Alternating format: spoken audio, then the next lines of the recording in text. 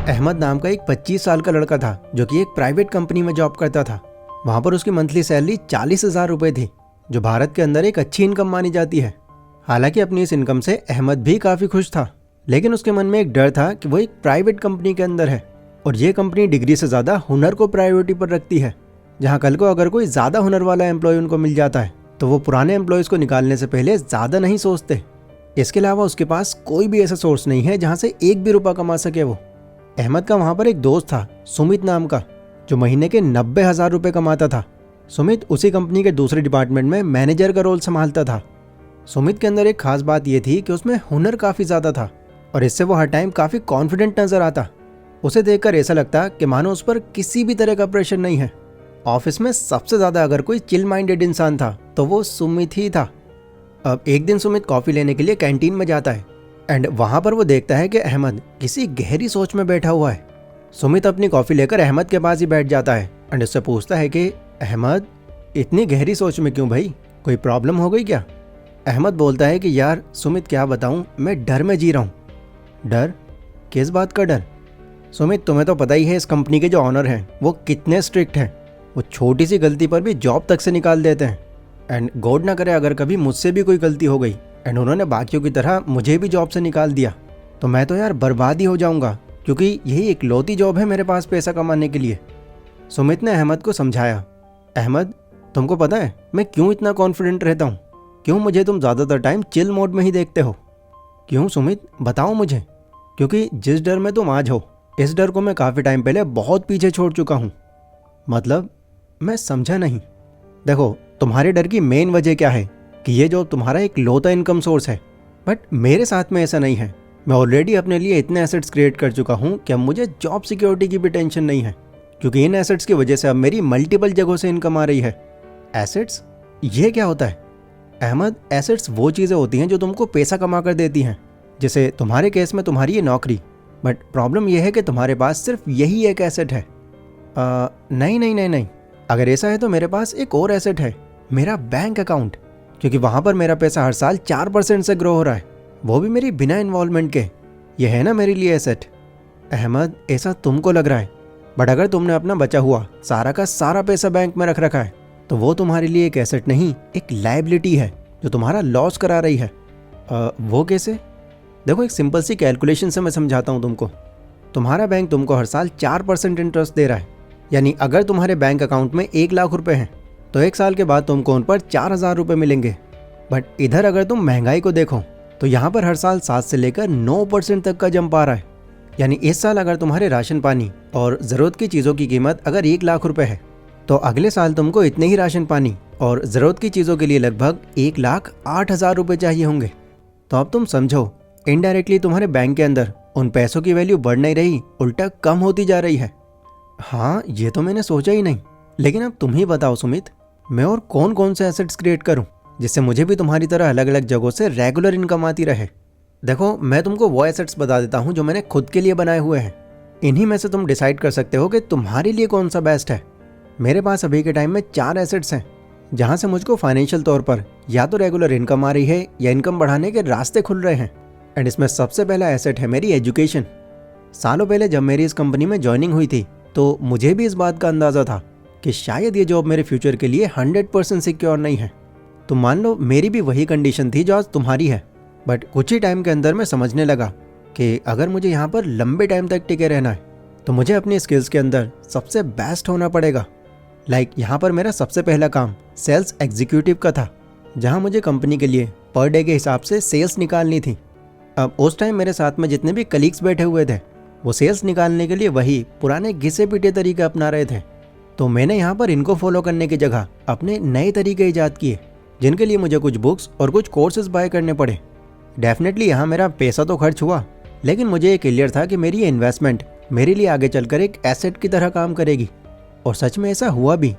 उन बुक्स और कोर्सेज को अच्छे से सीख लेने के बाद मैं ह्यूमन साइकोलॉजी से लेकर persuasion, story telling, empathy, negotiation, इन सब चीज़ों को इतनी सफाई से यूज़ करने लगा कि सामने वाले के पास कोई रीज़न ही नहीं बचता था कि वो क्यों हमारा प्रोडक्ट ना खरीदे। एंड इसी के चलते मैं अपने बाकी सारे कलीग से कई ज़्यादा सेल्स निकाल पाता था। तुम यकीन नहीं करोगे, बट मेरा 1 साल के अंदर 3 बार प्रमोशन हुआ था। एंड आज तो तुम मेरी पोजीशन और सैलरी देख ही रहे हो। अभी भी अगर मुझे लगता है कि मुझे कुछ और भी सीखना चाहिए तो वहाँ मैं खुद पर इन्वेस्ट करने से पहले ज़्यादा नहीं सोचता, क्योंकि ओवर द टाइम वहाँ पैसा लगाना मेरी ग्रोथ में ही काम आता है मुझको। सो ये था मेरा पहला एसेट। अगला एसेट जो मुझे पैसा बना कर देता है वो है घोस्ट रेंटिंग। अहमद ने हैरान होकर पूछा, क्या तुम भूतों से किराया लेते हो?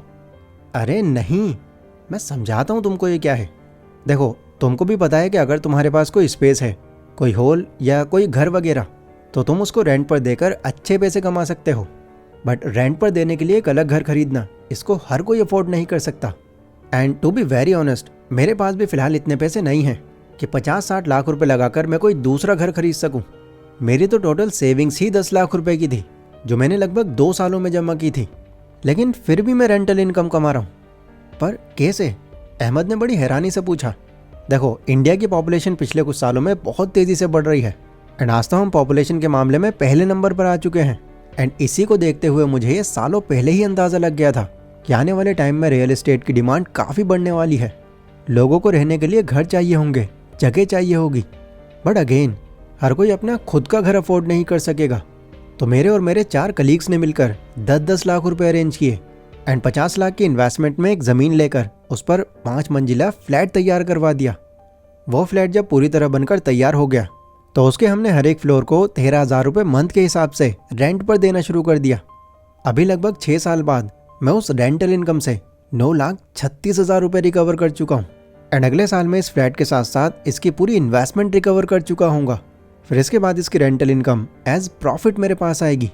तुम ये मानो, मुझे इन 6 सालों में मेरी 10 लाख रुपए की इन्वेस्टमेंट पर 9.5 लाख रुपए का प्रॉफिट हो गया। इनफैक्ट अब तो मेरी प्रॉपर्टी की कीमत भी बढ़ गई है। अब एक बार के लिए ज़रा इमेजिन करो, अगर ये 10 लाख रुपए मैंने यहाँ लगाने की जगह सेविंग्स अकाउंट में रख दिए होते एंड मान लो अगर मुझे उन पर 5% भी इंटरेस्ट मिल रहा होता, तो मेरे ये 10 लाख रुपए 6 सालों के बाद कंपाउंड होकर 13,40,000 के आसपास बनते। मतलब 10 लाख रुपए पर 3,40,000 रुपये, देख रहे हो, आधे से भी कम। तो इसीलिए ये रेंटल इनकम मेरा दूसरा बड़ा एसेट है। मेरा अगला एसेट जो मैंने अभी हाल ही में बाय किया है वो है एक लिमिटेड एडिशन गोल्ड वॉच, जो कि 5 लाख रुपए की है। अहमद ने फिर से सुमित को टोक दिया, अब ये तुम्हारे लिए एसेट कहाँ से हुआ? अरे यहाँ तो तुमने पैसे बर्बाद कर दिए, तुम तो शो ऑफ कर रहे हो। मेरी घड़ी देखो, 250 की है, बट टाइम वही बताती है। अहमद, 3 इडियट मैंने भी बहुत बार देखी है, ये डायलॉग मुझे भी पता है। बट इस घड़ी को लेने का पर्पस मेरा शो ऑफ करना नहीं है, मेरा सीधा पर्पस इस घड़ी के थ्रू प्रॉफिट कमाना है। अच्छा, वो कैसे? देखो, मैंने इसको इसलिए बाय किया है क्योंकि ये घड़ी गोल्ड से बनी है और गोल्ड के दाम हर साल 10 से 11% से इंक्रीज हो रहे हैं। तो इस 5 लाख की घड़ी को अगर मैं अगले 5 साल भी अपने पास रखता हूँ तो उस वक्त मेरी इस घड़ी की वैल्यू कंपाउंड इंटरेस्ट लगाकर लगभग 8,42,000 के आसपास होगी। एंड दूसरा, ये एक लिमिटेड एडिशन वॉच है जो काफ़ी रेयरली लोगों के पास मिलेगी, तो इससे इस घड़ी की वैल्यू और भी ज़्यादा बढ़ जाती है।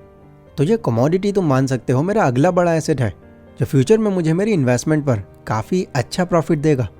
अहमद ने सुमित से पूछा, सुमित एक बात बताओ, अभी तुम्हारी सैलरी 90,000 रुपये है, 13,000 रुपये तुमको रेंटल इनकम आती है, टोटल होते हैं 1,03,000 रुपये। इनमें तुम घर के खर्चे निकालने के बाद फिर भी बहुत पैसे बचा सकते हो। बट इससे पहले जब तुमको रेंटल इनकम नहीं आती थी तो तुमने 10 लाख रुपए 2 साल में जमा कैसे कर लिए? तुम घर का खर्च कैसे उठाते थे? और पहले तो तुम्हारी सैलरी भी कम रही होगी। तो इस पर सुमित ने हंसते हुए जवाब दिया, तुमने सही कहा अहमद, तुम्हारा ये सोचना जायज़ है, क्योंकि अभी तक मैंने तुमको अपने सारे एसेट्स नहीं बताए। देखो, उस टाइम मेरी मंथली सैलरी 50,000 रुपये थी एंड इसके अलावा मेरे पास कोई और इनकम सोर्स नहीं था। बट जैसा कि मैंने तुमसे कहा, सालों पहले तुम्हारी तरह ही मेरे मन में भी डर था। यही माइंड में चलता रहता था कि बस यही इनकम सोर्स है मेरे पास, किसी वजह से अगर ये बंद हो गई तो क्या होगा मेरा। बट क्योंकि मैं खुद को एजुकेट करने के लिए कई अलग अलग बुक्स खरीदता था, तो वहीं से ही मुझे एसेट बिल्डिंग का ये कॉन्सेप्ट समझ में आया। तो मैंने फिर बिना ज़्यादा फालतू पैसे खर्च किए इसकी तैयारी जॉब लगने के दूसरे साल ही शुरू कर दी थी। मैंने जैसे तैसे उन 1-2 सालों में 3 लाख रुपए इकट्ठा किए एंड अपने किसी जानने वाले से एक सेकंड हैंड ऑटो खरीद लिया। ये मैंने पर्पसली किया था क्योंकि मेरा एक पड़ोसी था समीर नाम का, जो उस टाइम पर बेरोजगार था, बट वो ऑटो चलाना जानता था। तो उसे मैंने अपने इस ऑटो को रेंट पर चलाने के लिए दे दिया। वो मुझे एक दिन के हिसाब से 700 रुपये देता था, जो महीने के बनते हैं लगभग 21,000 रुपये। हालांकि बीच बीच में उस ऑटो के अंदर कुछ एडिशनल खर्चे भी होते थे, बट फिर भी मेरी बिना किसी इन्वॉल्वमेंट के मैं ऑन एन एवरेज 18,000 रुपये तो वहाँ से कमा लिया करता था। तो उस टाइम मेरी एक महीने की कमाई 50,000 नहीं बल्कि 50 + 18 68,000 रुपये थी, जिससे मैं इतने कम टाइम में काफ़ी पैसे सेव कर पाया। वैसे आज भी मेरी इन्वेस्टमेंट पर 2 ऑटो चल रहे हैं जिनका पर डे रेंट बढ़ाकर मैंने 1,000 रुपये किया हुआ है। तो एडिशनल खर्चे काट पीट कर मैं ऑन एन एवरेज मंथली वहाँ से 50,000 रुपये निकाल रहा हूँ। अब ओवरऑल इन सब एसेट्स का अगर मैं निचोड़ निकालूँ तो मंथली कमाई मेरी 90,000 नहीं बल्कि 2 लाख के आसपास है, और वो भी अलग अलग जगहों से। एंड आगे ये कमाई और भी ज़्यादा बढ़ने वाली है। इसी वजह से मैं तुमको इतना चिल दिखाई देता हूँ, क्योंकि देखो अगर हमारे माइंड में ये होता है कि हम फाइनेंशियली बहुत अच्छा कर रहे हैं तो आधे से ज़्यादा स्ट्रेस तो हमारा ये सोच सोच कर ही ख़त्म हो जाता है। ये सब सुनकर अहमद की मानो आंखें खुल गईं। उसने भी खुद से ये प्रॉमिस किया कि मैं भी अब अपने पैसे बर्बाद करने की जगह उनसे एसेट्स क्रिएट करूँगा। दोस्तों आई होप ये वीडियो आपको भी काफ़ी अच्छे से समझ आई होगी एंड पता चला होगा कि पैसे बर्बाद करने की जगह अगर उसको सही जगह में लाकर उससे एसेट्स क्रिएट किए जाएं तो ऐसा करना आपको फाइनेंशियल तौर पर बहुत ही ज़्यादा ग्रो कर सकता है। ये वीडियो अगर आपको पसंद आई हो